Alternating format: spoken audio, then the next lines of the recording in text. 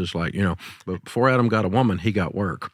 So if you're going to come date my daughter, you need to be talking about having a job or having a career. I just saw Professor Scott Galloway mention that what women are looking for in a man is the ability to provide in the future. Psychologically, that's what they're actually looking for.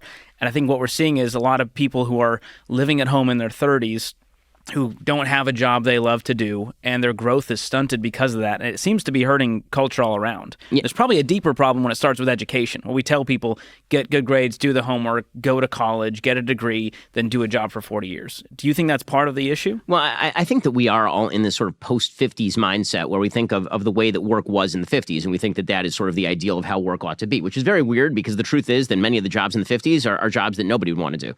We talk about the idea that you worked at like GM at a factory for 30 years and then got a gold watch doing rivets. Like, how many people do you see in the modern world who want to stand over a machine doing rivets? That's not a thing. The 1950s are an outlier in human history. They're an outlier because basically the rest of the world had been completely destroyed, and the only industrial superpower on Earth that had not been completely destroyed was the United States, which meant that we could essentially have one person in the house, one person who was working full-time, making a great wage, doing a repetitive mechanical task.